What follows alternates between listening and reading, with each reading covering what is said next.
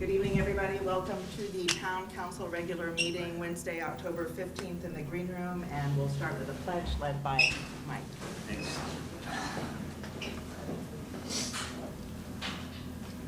Pledge Allegiance to the flag of the United States of America and to the republic for which it stands, one nation, under God, indivisible, with liberty and justice for all. Send us a message when I get home. He's probably watching. Item number 2, visitors. Are there any visitors who wish to speak? All right, please still stand and Say tell their us your name. name, please. I'm going to read so I don't miss anything. Okay, of course. My name is Nancy Barone. I live at 84 Shore Road. I've been a resident here for 25 years, 21 as a seasonal resident, and the past 4 years as a full-time resident. I built a new home. I came to Clinton because I found it a welcoming community. However, I am now increasingly concerned about the personal safety in the Shore Road neighborhood, which now is more full-time seniors and retirees as our demographics have changed. While we appreciate the bridge repairs, there is apprehension regarding the lack of emergency vehicle access on Beach Park Road. For years, requests for temporary speed bumps on Shore Road were denied by the town due to the concerns about delaying emergency vehicles. Additionally, the causeway often floods during storms, raising questions about evacuation route, should they become necessary. We hope severe weather events like Hurricane Irene and Sandy do not recur in the coming year and a half or longer as this bridge is being worked on. I'd like to know if a traffic study was conducted on Shore Road in anticipation of the Beach Park Bridge closure. Traffic volume has tripled, making it difficult to cross the street, especially at peak times and on weekends, even using the crosswalks. Many mailboxes are located across the road, and simply walking to nearby houses that our friends live in, that we always visited, has become hazardous. Pedestrians now must use grass or driveways due to poorly maintained curbs and potholes. Vehicle speeds frequently exceed the posted limit of 20 miles per hour, with the average closer to 40 miles per hour. And this fact is from our speed tracker equipment that we send the data to the chief of police every month. Recently, sadly, a family pet was killed by a driver exceeding the speed limit. This is not inconveniences, folks. This is safety issues. We recognize that the town budget constraints may prevent permanent police presence. However, we respectfully request consideration of a stop sign on Shore Road. After the decline that's up at the top of Shore Road from Beach Park, this is an area where the speeding most starts. It's actually around our sign that says "Welcome to Clinton Beach Association." We trust that your attention to these matters will lead to improvements in the safety of our neighborhood during the upcoming year and a half or more on ongoing work on Beach Park Road. We also ask that you put a public service announcement on your town website reminding people to go 20 miles per hour on Shore Road. Thank you.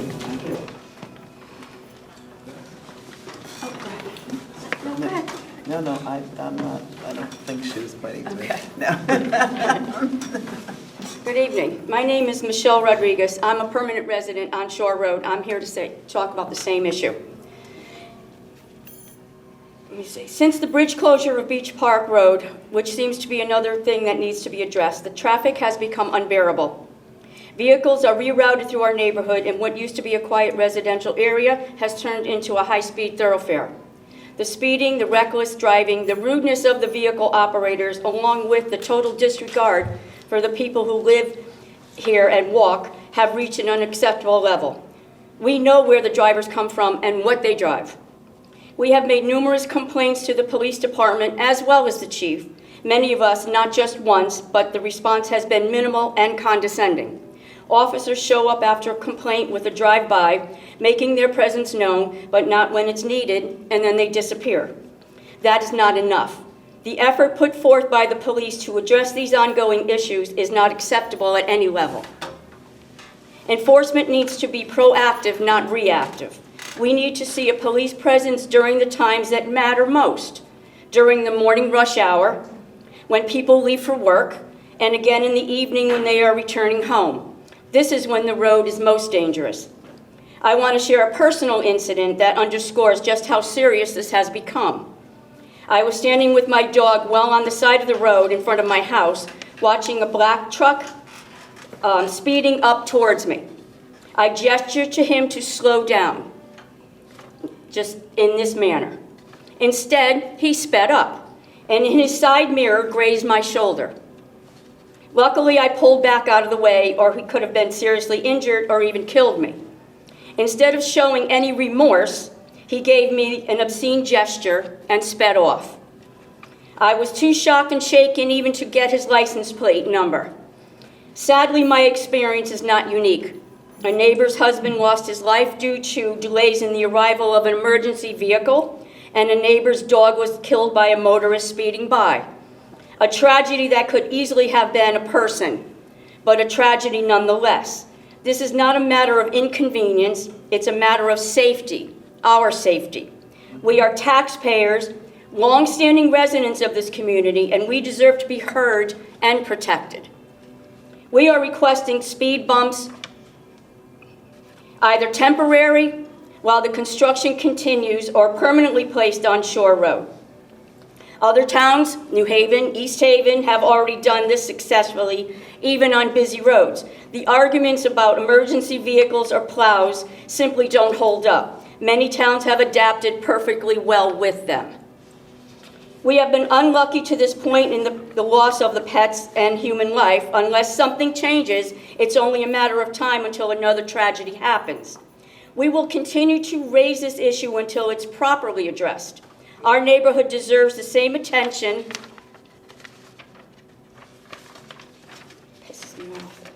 and care as any other part of town.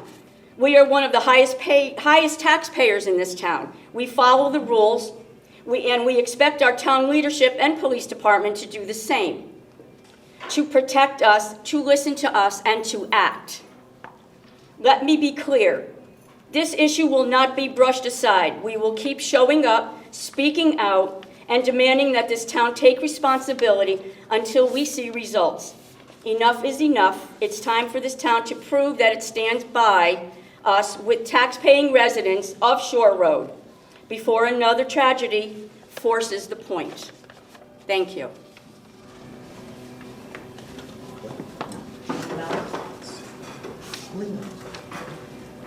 I'd like to share a tragic incident that happened on Shore Road. Oh, I should say my name. Linda Hughes, 91 Shore Road. I wanted to share a tragic incident that happened to my family 2 weeks ago, October 3rd. My 44-year-old son-in-law had a bad asthma attack, and my daughter called for an ambulance, and we waited and waited. The breathing got worse and worse. He was gasping for air. She was screaming into the phone, he's not breathing, we need help. We waited and waited, and finally, an ambulance from Madison came, all the way from Madison, and it had to go around because of the closure, and because of a breathing problem, they said they needed paramedics. Clinton does not have paramedics, so we had to wait for paramedics to come. It was a horrific scene. I don't know how my daughter is surviving this, but it was terrible. He didn't have a chance. They waited too long. The help came too late, and he passed away. So I just want everyone to know that there is a serious problem going on in Shore Road, a safety problem, where we can't get the emergency help that we need. Please try to do something about it. Also, not to make matters worse, but it was my daughter walking, her husband passed. She was walking her dog, which she said is too dangerous to even walk on Shore Road, and she witnessed another dog get hit by a car and killed. And that just threw her over the edge. She's not good. Thank you for listening. Thank you. Anyone else? Right. Thank you all very much.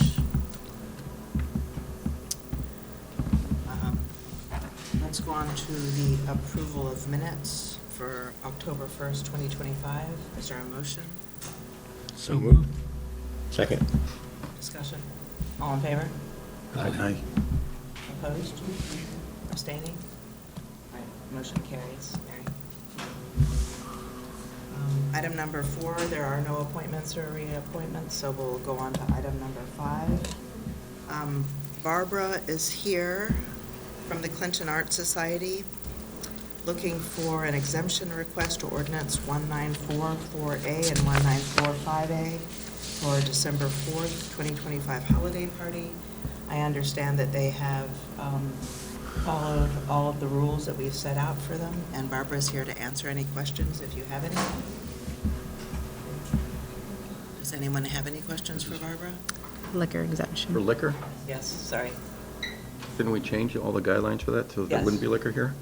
No, there are rules now, They- whether it's a professional bartender.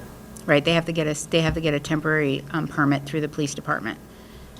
It's not BYOB anymore. No, right, before it was BYOB, so now they have to get a temporary permit, which has its own criteria that they have to have someone designated as the permittee. And it's a temporary, and they go through the police department, and there's a whole process. And she has that paperwork, and she'll get that signed.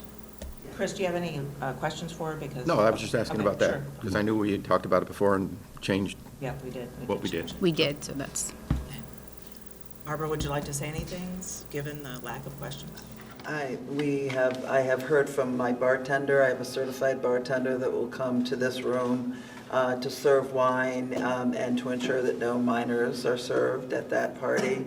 I have applied to the state for a temporary permit, and I will, next week after this approval here, I can go to the town officials that need to sign that application.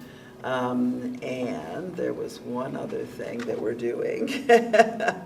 My general liability. So we have purchased the general liability insurance policy, which will allow us to serve wine or alcohol 3 times each year. And so we are covered by insurance as well. Thank you. so that was, Chris, just so you know too, that was they need to get an additional insurance policy for that as well as a state permit. So, do we have a motion? So moved. Second? Second. Discussion? All in favor? Aye. Opposed? Abstaining? My motion carries. Barbara? Thank you very much. You're welcome. Item number 6 is the Plan of Conservation and Development Update, and Abby is here to give that to us. Try to be brief, so.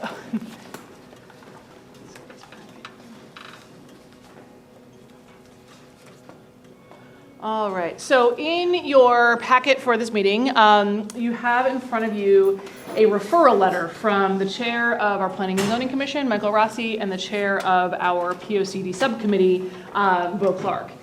The commission has finished the drafting of the plan. We've been through about a year-long process to hear from the public, take a look at our previous plans, sort of where we've been, where we're going, and tried to really incorporate the comments from various aspects of our community, from the general public to board and commission members. We've really tried to reach out to as many different places as we can to craft a document that reflects the goals and vision that we have heard from our community. So this is really meant to be a document that takes us into the next 10 years. The steps right now, since we've been through a series of information gathering, drafting, public comment periods. We actually did an extra public comment period to try to make sure that we had as much feedback as we could get.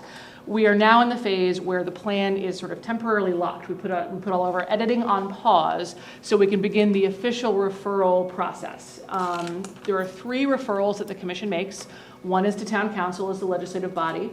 The second is to Connecticut Deep, and the third is to RiverCog. So all of those referrals have been made. We are in the process of working with consultants and staff to schedule meetings, go through the plan with folks to make sure that it's consistent with the state plan of conservation and development, the regional plan, and to make sure that we've met all the statutory obligations that we have for the town.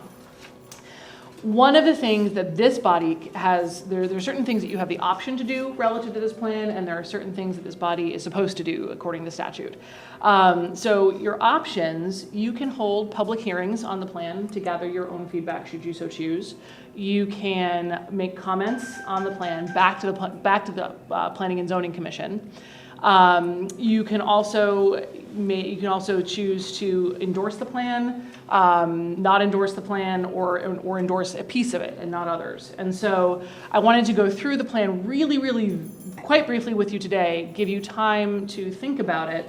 And then what we'll need to know is if you have comments back, we want to get those before the Planning and Zoning Commission in this 65-day window that we're in. And then ultimately we'll be asking for the shall part, which is hopefully a vote to endorse. And so we're hopeful that we've met the mark on this one and have crafted something that will help us be grant ready, be ready for sort of challenges coming up in the future, that aligns us with some of the recent legislation surrounding requirements for plans of conservation and development that come into effect several years from now, but we've tried to make ourselves ready to take advantage of what might come in the future. So to that end, the plan is sort of organized in a couple different buckets, and so I'll show you that next. So the table of contents, and I know this is a little bit tiny to read, but we give you very standard kinds of pieces in the beginning, all of our demographics, the background of the town, sort of who we are, and how the plan works. The big thing here is once we get into Clinton's vision, and we've structured this plan a little bit differently from plans in the past, but we've organized it around themes. We've set out a vision, which is sort of the, let's see, it carries forward the 2015 plan's vision and kind of moves it into the future. So where do we want to be in the next 10 years? So from 2025 to 2035 and beyond, Clinton will be open for business with a strong tax base while protecting its environmental, recreation, and cultural resources, expanding our housing choices for all people, and investing in resilient services, facilities, and infrastructure. To realize these goals, the town must embrace the choices ahead and appropriately react to market conditions, demographics, and infrastructure solutions if they change over the time frame of this plan. We've tried to build in some flexibility here so that we understand that we may not know what the fiscal climate may be, we may not know environmentally what we may be facing over the next 10 years, but we want to be ready to act as is necessary. And again, this plan really supports any of the policy decisions that we make, regulations we may pass in the future, and other pieces. So there's certainly a lot in here. The organization around these sort of themed goals is the crux of the plan. So in here, we have our vision, our future land use plan, which is, you'll see it as a map. It's not a zoning map. It sort of says, here are areas where we should concentrate our housing efforts. Here are areas where we should concentrate our conservation efforts. And it tries to lay that out for folks. And you will see there may be some areas where zoning over time might have to change to support some of those visions. We heard a series of themes very, very loud and clear from the public. So reinforcing downtown as our sort of local center, keeping a real strong focus on economic and grand list growth and how we can support those things, focusing on the waterfront and really sort of maintaining vibrancy, resiliency efforts, and those types of things.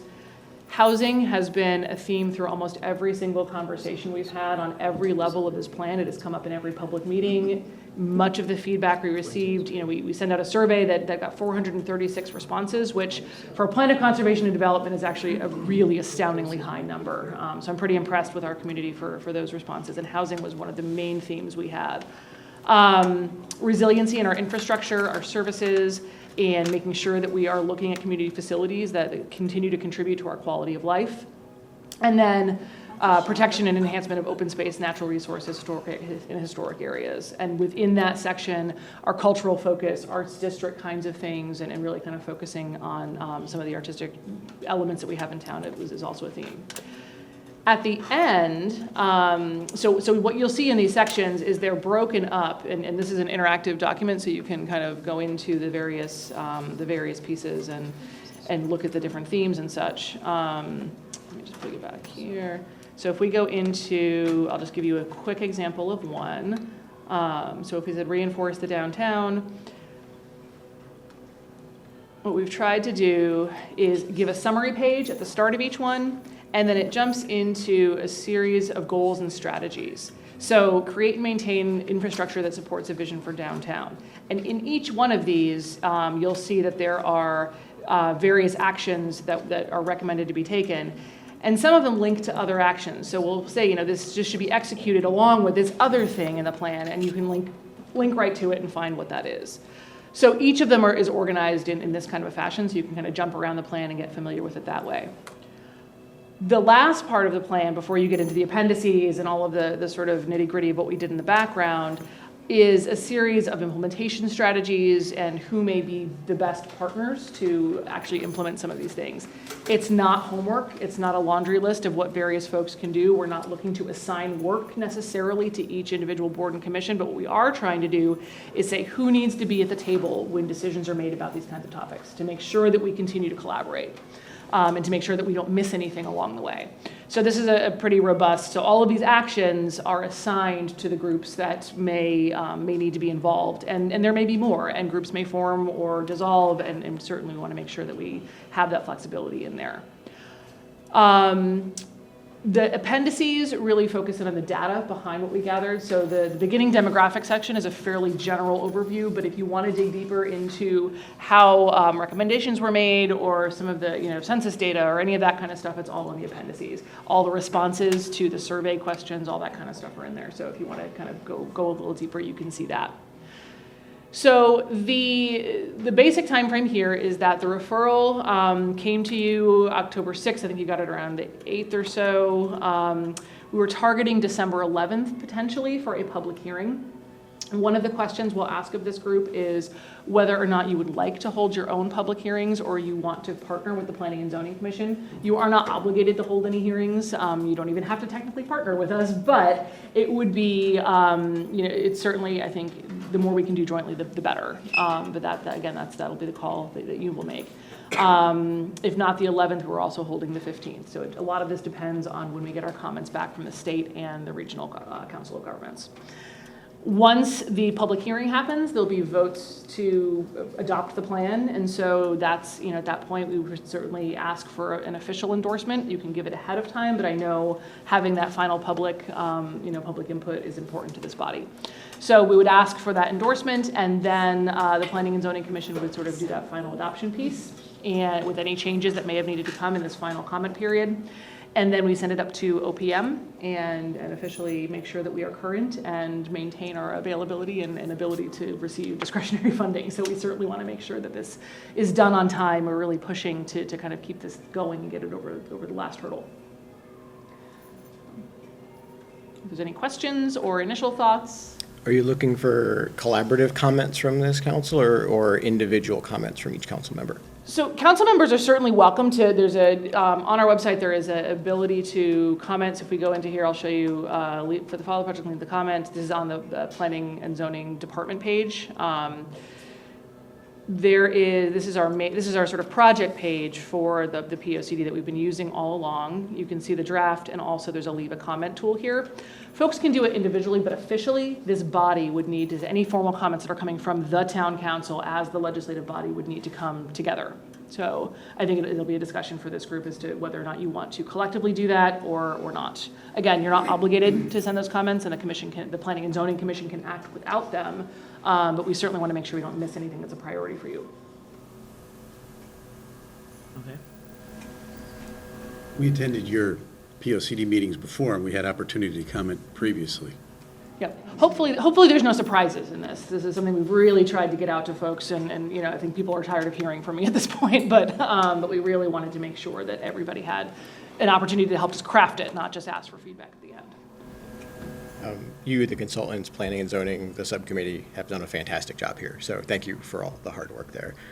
If you could just do a little bit of hand-holding for us and send us the most recent copy by way of our town manager so we can all have the same document with that timeline laid out for us, that would, I think, just help it land in our email so we make sure that we are doing the right progress. And to the question of do we want to have our own public comment period or collaboratively with planning and zoning, I don't think we need to. I think collaboratively working through planning and zoning is a fantastic idea. It's been a collaborative process the entire way along, and I see no reason to change that now.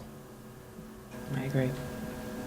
Abby, do you have any suggestions to coordinate their responses as a body? Would it be suggested maybe that they send their feedback to me?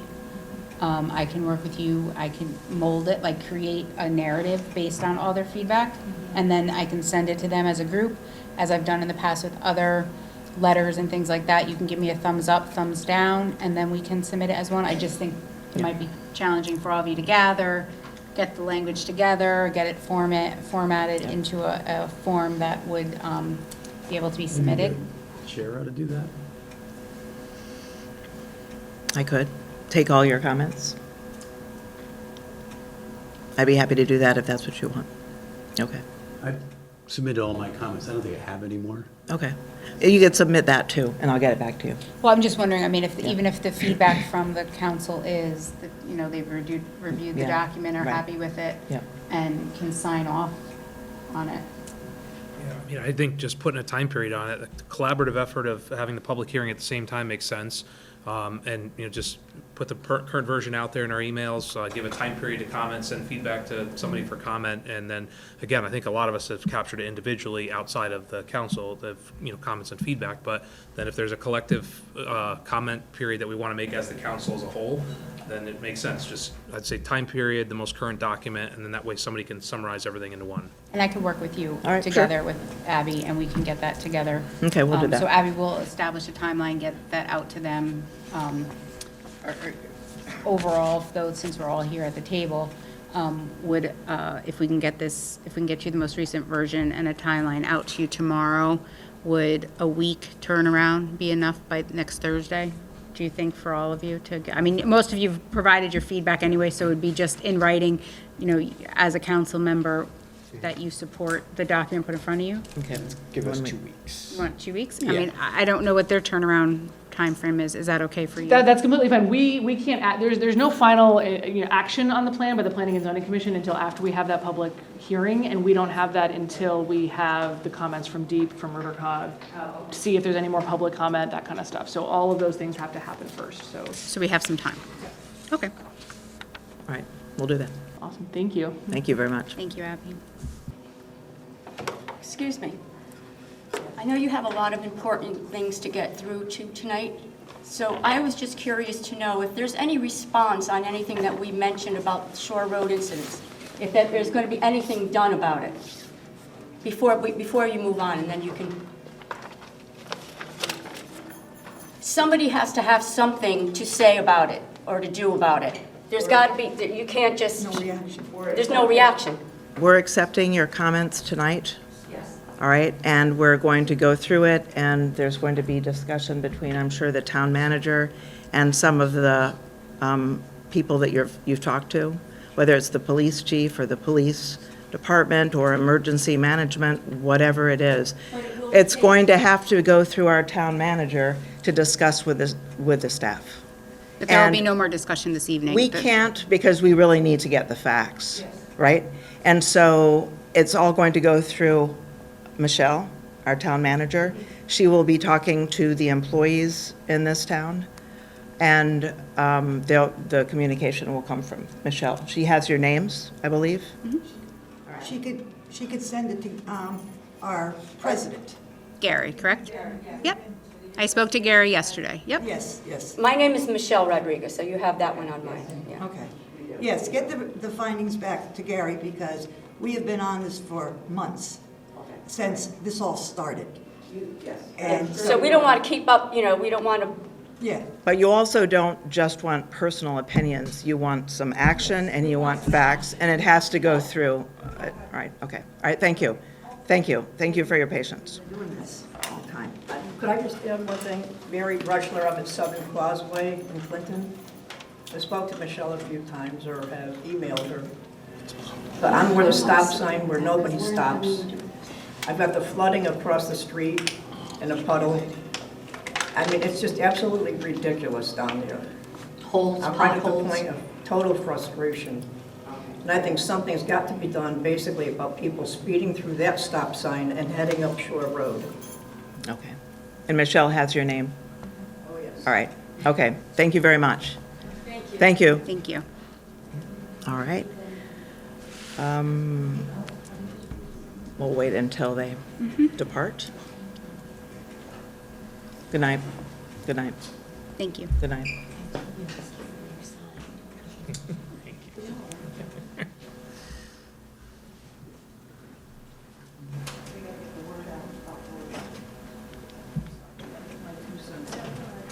Okay.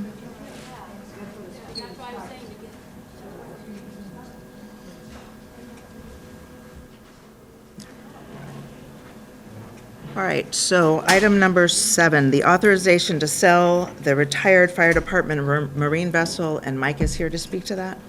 Yeah, so we're kind of looking for two things. One is the authorization to go ahead and sell the boat. And the other is getting some guidance on what the council's feeling is on whether, obviously we don't sell boats often, right? They're not replaced that much and we don't own a lot of them. So it's getting some guidance on whether the town council wishes to sell it in the traditional way we offload some of our larger equipment, and that's by an auction-based facilitation with a minimum style bid, and what that minimum is you're kind of looking for. Or if it's the more traditional route with a vessel, which would be some sort of broker and a survey. Obviously, a survey would cost money. To have a surveyor look at it and give a cost estimate of what we can sell for, and then a broker would take a percentage. With that, I will say that the boat itself, the only thing that is relatively worth any sort of value is the hull. The motors, both motors have holes in the blocks, so there's raw seawater coming out. They're not really worth anything. The electronics stopped working when we still had it in service, so they would obviously have to be replaced if someone were to take it for the same application. So I'm not entirely sure. My opinion is the broker is the best bet, and I would lean more towards the auction just because we're really selling an aluminum hull at this point that requires a lot of work. So kind of looking at it, the direction of what the council wants to do, if they have guidance or if they just wish for myself and Brian to work with Michelle and come up with what's the best avenue to offload the asset. Comment? I don't think we should be spending any more money doing a survey on a boat that's really not worth much money. So whatever is the path to go to sell it. And We've never done one, so I couldn't tell you, to be honest. They would literally just be looking at the hull itself. I don't know what that would entail. Usually a survey encompasses everything on the boat, but there's not much left functioning per se. In the past, you disposed of surplus material as a silent auction. That's the way you've done it? Most recently, we've been using Municipid, yeah. Using what? Municipid. It's how we've offloaded some of the larger or even smaller equipment with Public Works, or pretty much anything with value. On that, can you get essentially an estimate of the minimal scrap value of just the aluminum and set the minimum bid threshold on Municipid at that, and say at least we've recovered the scrap value? Yeah, I could get the tonnage of the boat and what aluminum goes for at this point, and set it at that. Save the survey, and at least we're getting the scrap value, and if somebody wants to bid higher, great, and we've made greater than the scrap value, and if somebody outbidded somebody else, it's, a municipal practice to use that. I'd be hesitant to say that it's not worth more than the scrap value. I mean, it's still a 27-foot hole. Yeah. But it does need work to become a functioning vessel. Have you got fair price before by using municipal bid? You think on? For other, Yeah. for liquidation of other assets we have, yeah. It's common practice to use that in the municipality. So I guess you're looking for authorization for me to work with you on this process? Yeah, one, to sell it, and two, to just work with the town manager to come up with what's the best avenue And I and can set the report minimum. back to you. Sure. Everybody? Yep, all right. Is that good, Mike? Do we have to make a motion? Do we? To authorize, Motion to yes. authorize the. Okay, all right. Sell the retired fire department vessel. Okay, got it. Working with Michelle. So, do we have a motion to authorize to sell the fire department marine vessel? So moved. Second. Second. Discussion. Yes? To authorize, working through to the work town with the manager. manager. Oh, yeah, okay. And working through the town manager. Yes. Thank you, Mary. Discussion? All in favor? Aye. Opposed? Abstaining? Motion carries. All right, thank you very much. Thank you. Thanks. Item number 8, Finance Director Report. Bob is here. Yes, hi, good evening. Come on up to the table, Bob. Okay. Attached is the 25-26 expenditure budget and the revenue budget. 3 months into the budget year, there are no red flags.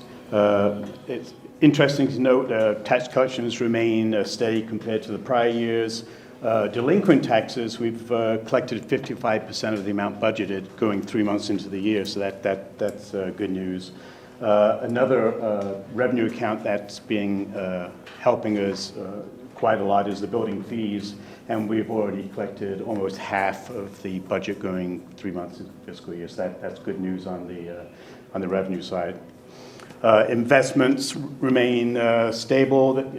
You know, if you look at each report monthly, they're going down slightly, and that the stiff rate went from 4.43% to 4.34%, and at the time of this report, the stiff rate was 4.2%, so it is slowly decreasing.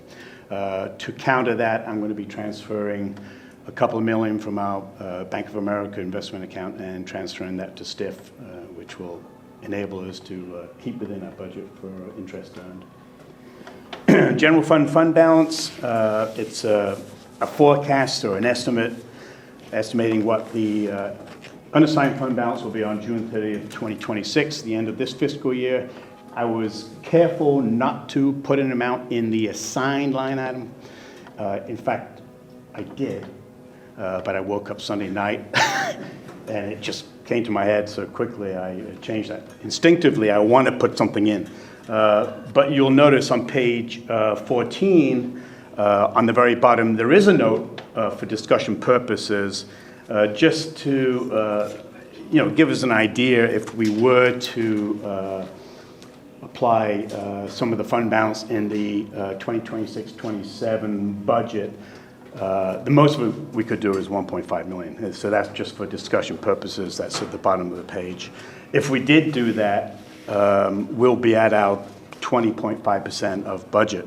We'll be there. Unless, again, we have a good performing budget beyond what we budgeted. So we'll keep our fingers crossed on that. How much did we take last year from unassigned fund net after there was a surplus at the end, right? There was an amount we took and then an amount that it gave back. So what was the net number? So in other words, if I remember correctly, it was over $3 million that we estimated, that we budgeted to use fund balance, and we only used a little bit more than half of that. Yeah, that's good. So $1.5 million isn't, no, it should be okay. It was a little bit, a year ago it was $3+ million, this year it's $2+ million, and we're landing. Optimally next year it'd be zero, but we'll see. Right. So it's nice to, it's like landing on the Hudson, right? Contingency amount stays the same. We'll be using some of that for wage settlements, which are coming up, but that was budgeted for. If you remember, we transferred amounts into the contingency account. ARPA funds slowly disappearing. The largest amount left in the ARPA fund is $78,000 for water pollution control study, and that will be spent before December 31st, 2026. So for the most part, those funds are dwindling. Board of Ed non-lapsing fund obviously stays the same because there hasn't been any new appropriations, but it's the same. General comments, here we go again, right? We'll be handing out budget worksheets to the departments at the end of October, and the process starts again. Feels like we just finished. Sorry, was that out loud? Yes. And still haven't heard from the state on the Morgan School construction grant, so, yeah. Questions? None? All right, thank you very much, Bob. Thank you. All right, item number 9. Action on town manager's adjustment to base salary based on performance evaluation process. And so I ask for a motion to adjust the town manager's base salary by an increase of 3.75% based on the council's evaluation process. So moved. Second? Second. Discussion? All in favor? Aye. Opposed? Abstaining?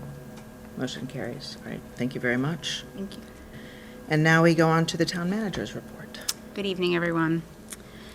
So, some updates. Last meeting, we introduced a revised traffic safety camera ordinance.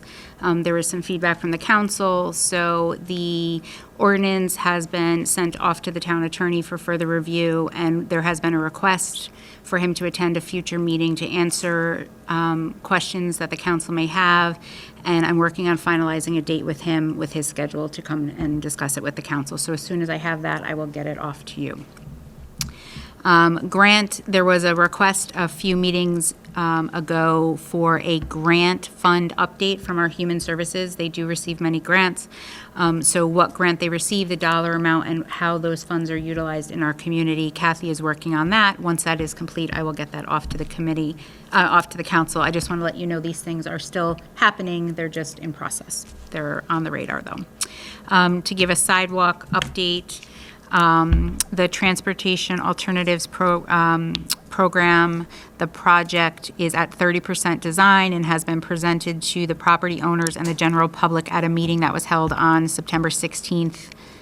To date, 3 property owners have come forward with questions, 2 of which who have expressed concern about the potential impacts to their properties.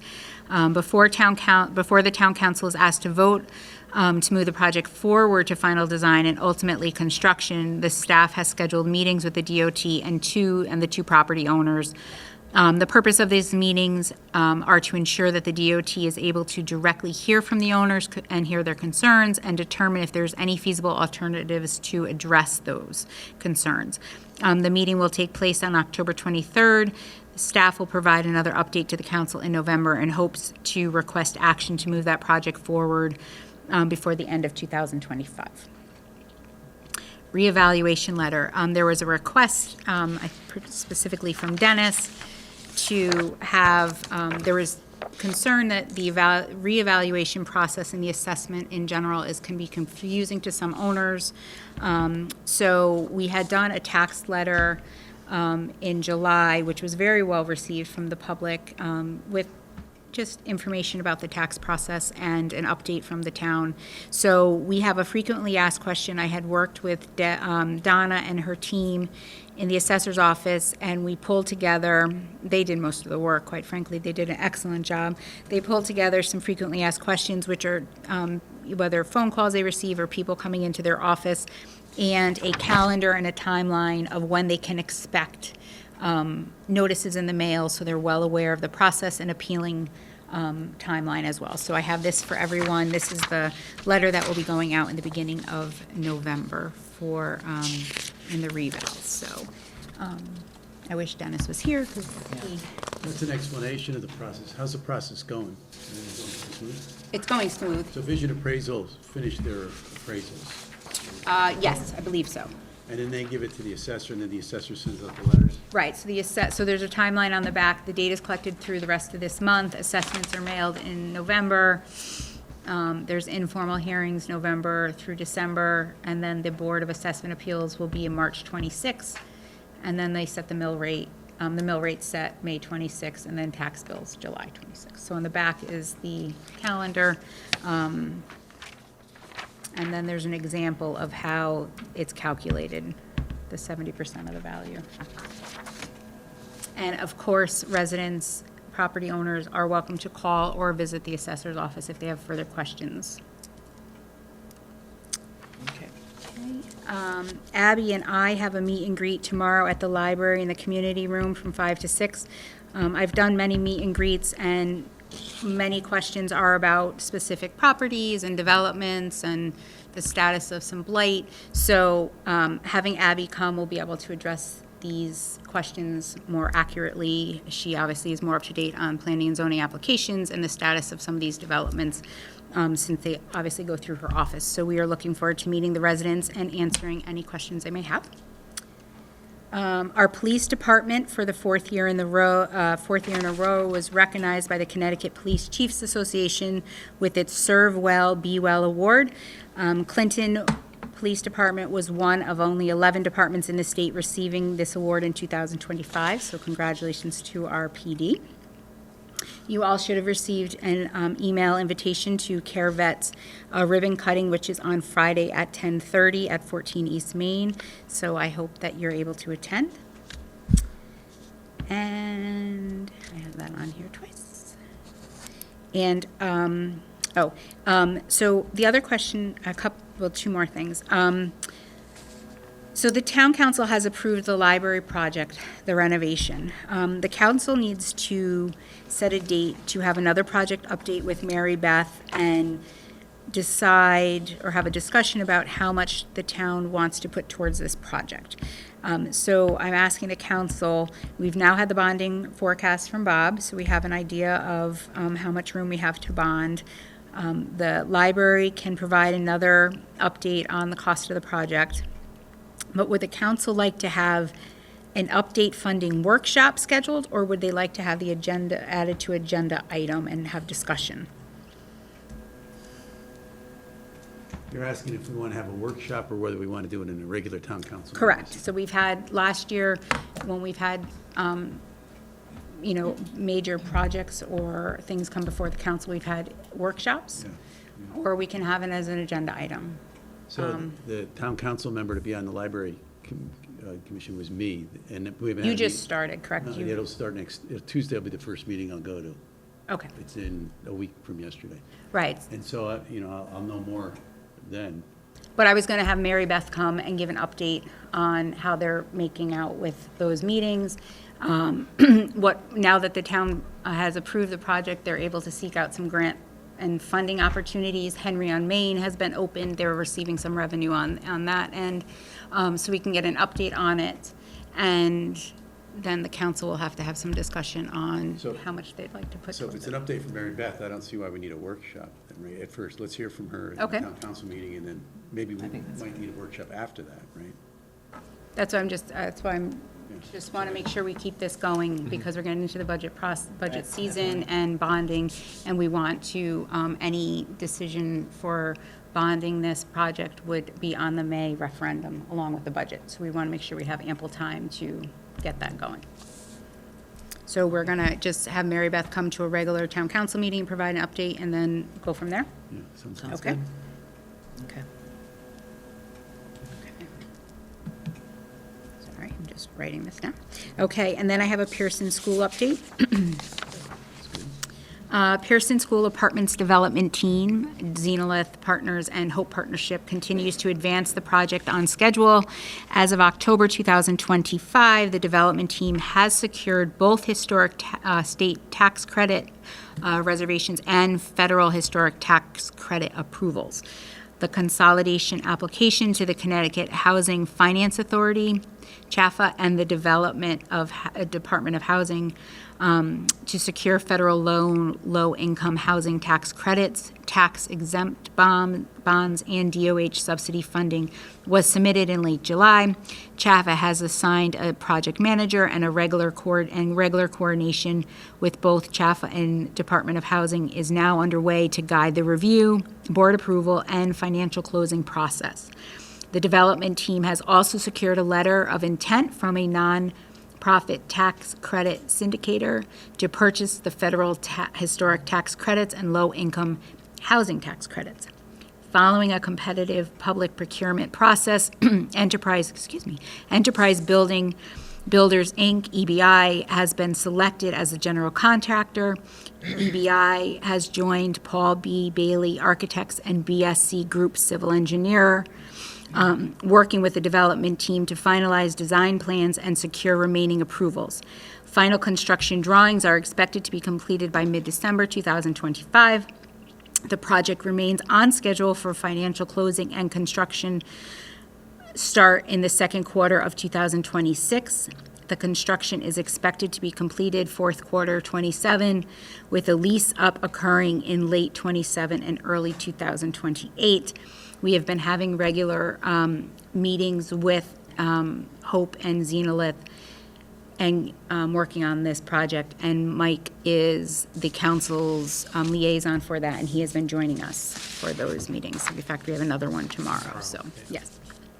So the project is moving forward as scheduled, and that is great. Who was selected as the GC? EBI, which is Enterprise Builders, Inc. Are they building it, or they're just, They're the general contractor, and then they subcontract out all the different? not my wheelhouse. But we can ask if you'd like for No, tomorrow's I'm good. meeting. I'm Okay. good. I have a question on the sidewalk stuff. Okay, You said that there were 3 property owners that had a issue, the state, two of them have concerns. 3 are directly impacted, but 2 of those 3 have concerns. and when we had funding for the north side of Route 1, and we spread the design scope to look at the possibility of putting sidewalk on the south side too. But we don't have the money to put the sidewalk in yet, or do we? We do, well, so based on the cost estimates, we would. For both sides, north and south? Because we have the 1.4 that was in capital, that was so remember, this is a reimbursable, so we put the money out, we get 80% back. So we have the capital piece, and then I think, Bob, you said there's another potential 1.4 that would be credited toward this project in anticipated revenue.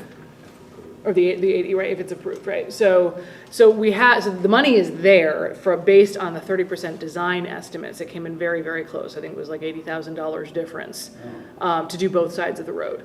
But there are 2 properties specifically who would be most impacted in terms of access. One is the mobile station on the corner of Grove, and looking at those 3 points of entry into that facility, the area around the corner would be closed off by the sidewalk. And so that's entirely within the state right-of-way. The state will have the ultimate decision on what that design needs to be in order to meet their standards. But there are concerns from the property owner about how that will impact operations and how people travel through, use the site, that kind of stuff. The other one is at 25 and 27 West Main, and we're also meeting with the newly renovated Pelletier construction.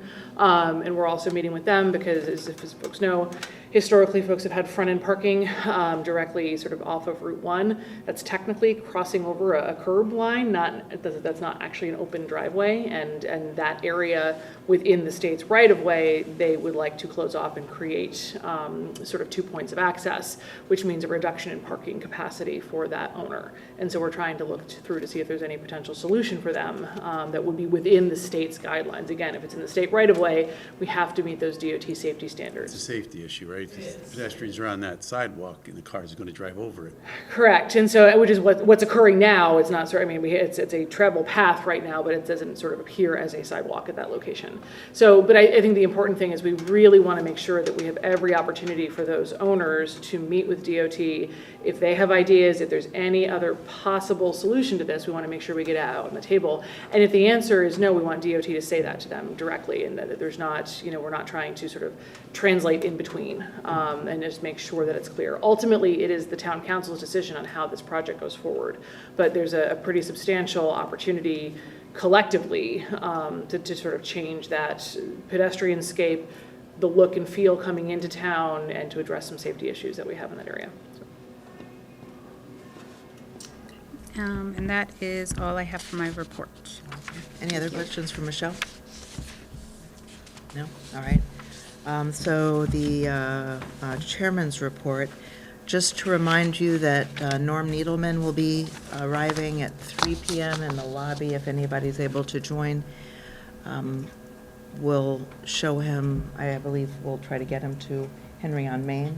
We'll try to get him to Henry on Main, and the main purpose of his visit was to see the location of the steep. We'll then be where going they to DPW. Right, DPW. Who are the, right, recipients of the STEEP grant, 2025 STEEP grant. One of them. What day? Tomorrow. Tomorrow, yep. In the lobby here? Yep. And then I wanted to thank DPW for removing a bicycle that has been chained, I guess, for some time along Main Street. I hadn't noticed it, but a resident complained about it, and I sent a letter to Michelle, and it is now gone, and I'm sure the resident was happy to see that. So sometimes it's the little things. And congratulations to the town hall on a very competitive scarecrow. Yes. Very nice. What? I don't know, the competition's Competitive pretty stiff this scarecrow. year. Yeah, Yes, yeah. but the competition's very stiff this It year, is. so everyone, the numbers went out today, we'll be promoting ours, we came in third last year. And then this is the last meeting before the municipal election, and all the candidates are here tonight, and I wish you all good luck. All right? And that is it for me. Council discussion. We heard a lot from the Shore Road folks tonight. Just, I don't think there's anything we do as a council now, but Michelle, thank you for following. I have notes here. I was speaking to the chief this morning, actually, about some of the concerns, and I will be scheduling a meeting with our EMD, fire, and police to have some more conversations. And we, just so everyone knows too, we do have, every 2 weeks, we have a meeting with the Beach Park Road construction team. We address all of these issues and concerns. We hear the updates on the project as well. So we are in constant communication with them, and they've been, Neary Construction has been wonderful to work with and very approachable to the neighbors and everything. So we will continue to do what we can within our power to address it. Most of the concerns that were mentioned today do fall under the police commission. So I will make sure that I provide an update to the council our next meeting. I know we've said this before, but it's always, when people make public comments, we all know that we're not going to address them. You know, I don't know if there's anything we can do and say in those situations just to let them know that we won't be addressing those comments in the future. Because they're sitting. Just up front, right? You just say, Right, just so because you they know. sit there and wait for us to respond, and then they, assume that we're not sympathetic to their comments, especially when they're saying, some awful things that happen. It's just always an awkward situation, I don't know what we can do just to say we hear your comments. The council won't be addressing those comments today, but they'll be taken into consideration or something. That's good feedback. And I do think we often don't have visitors, so I think Right. that when we do have them, maybe, we just make a mental note that that would be, we're unable to respond. This is just for them to have a forum to share their feelings and concerns. Yes. And to reassure them that it is going on the record, though. So. Yes, very good. Anything else? Any council liaison reports? I have to, I think I didn't go to the last Park and Rec Commission meeting, so I'm about one behind.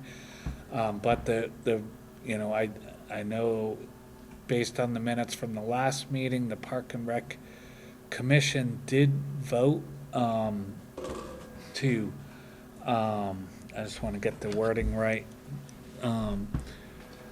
a motion to dismantle the skate park was made and seconded, and unanimously approved. So, they can't do that without our approval, so they will be bringing it to town council to present it to us at some point soon. The only other thing that I think is interesting is if you pull into Indian River, on the right-hand side, there's a, like a sign. It looks like a sign to me. And at times in the past, we used to, the town used, or Park and Rec Commission or town used to put notices in there, and I don't think they use that at all anymore. So they're debating putting like a LED message there on the right-hand side, with town events and things along those lines. And they voted to put a banner on the press box at Indian River that says Huskies on it. I'm not sure exactly where that stands, but that was what they were talking about as well. Anyone else? No? The EDC just has a very positive vibe. Alan's doing a good job. There's a lot going on. Everything's in early stages, but you'll see some good stuff coming out of them, I think. Right, and on that note, Alan is coming, I believe he is down for the November 5th meeting to give an update on what he has been up to since he has come into that role, what are some of the goals, share a little bit about the EDC, what they've been doing. And then there has been a request that Dale Krupp, who has been the consultant and brought on with ARPA funding to support the EDC, help them get restructured and come up with a work plan. His time will be coming to an end. He's getting towards the end of his allotted hours for that funding. So I'm going to once we plot out how much longer he will be here and that funding will last, he will be coming to the town council, giving an update of what he has done during his time working for Clinton and what he sees as the future and what he has done with Alan and the EDC to get them prepared to just continue on. So A written document would be helpful, like memorialize what because he was strategic direction, and we want to remember we paid the consultant to give us advice. And there's some good advice, but we can't implement it all right away. So Absolutely. 6 months or a year from now, we don't want to forget. So Absolutely. So that will be coming as well. But he has a little bit more time, I think. He has only so many hours left, but because he's doing less hours, because Alan is doing more, we're getting a little bit more time with him as well. Anything else? All right, is there a motion to adjourn? So moved. Second? Second. Discussion? All in favor? Abstain? Motion carries. Thank you very much.